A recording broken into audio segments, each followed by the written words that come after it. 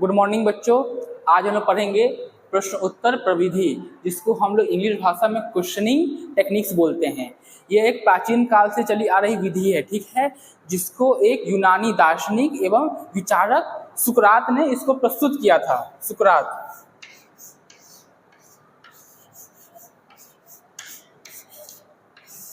सुकरात ने इसे प्रस्तुत किया था, जो कि एक अव्यवस्थित ज्ञान को व्यवस्थित रूप से प्रस्तुत करने के लिए किया गया था, जिसे पूर्व ज्ञान से जो हम लोग अभी भविष्य में जो ज्ञान लेने वाले हैं उसको कनेक्ट करते हैं। आप जितनी मात्रा में आप प्रश्न पूछेंगे, अध्यापक का सहयोग लेंगे, वो आपके सहयोग में आता है। इससे प्रश्न के प्रति जागरूकता पैदा होती है, प्रश्न के प्रति भावनाएं। अगर आप कोई टॉपिक पढ़ रहे हैं, अगर आपको टॉपिक समझ में नहीं आ रहा है, अगर टीचर से आप क्वेश्चनिंग करेंगे तो क्वेश्चन में बहुत ढेर सारे ऐसे सेंटेंस होते हैं, बहुत से ऐसे बिंदु होते हैं जिसके माध्यम से आप पूरे विषय मतलब उस टॉपिक के विषय का आप पूरा जानकारी प्राप्त कर सकते हैं, जिसकी सहायता आपके लिए अध्यापक कर सकता है। प्रश्न पूछना अर्थशास्त्र के भाषा में बहुत महत्वपूर्ण होता है, जिसकी श्रृंखला मान लीजिए पहला क्या होता है, अपने प्रश्नों में त्रुटि का सुधार करना, ठीक है।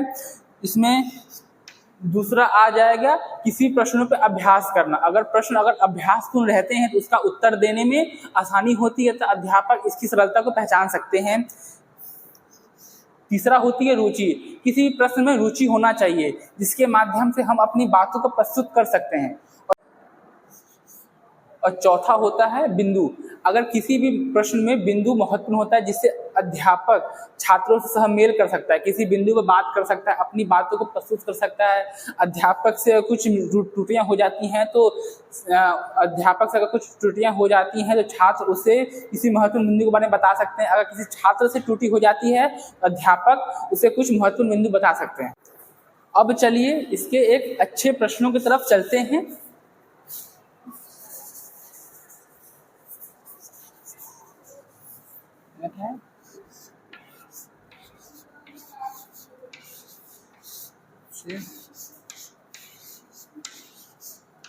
प्रश्न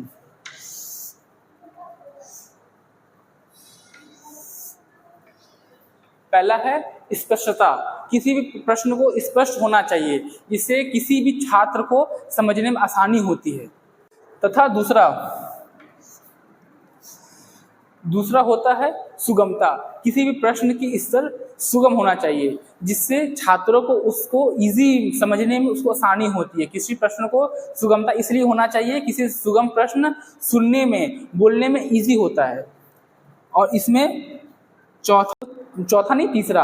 तीसरा होता है श्रृंखलाबद्धता। वो होता है जिसमें हम एक क्रम में टीचिंग करते हैं। किसी प्रश्न को एक क्रम में पूछते हैं। पहले किसी का अर्थ पूछेंगे, फिर किसी की गुण पूछेंगे, फिर दोष पूछेंगे, ठीक है, फिर उसमें अच्छी बुरी बातों की तुलना करेंगे, ठीक है। चौथा और मुख्य होता है चुनौती।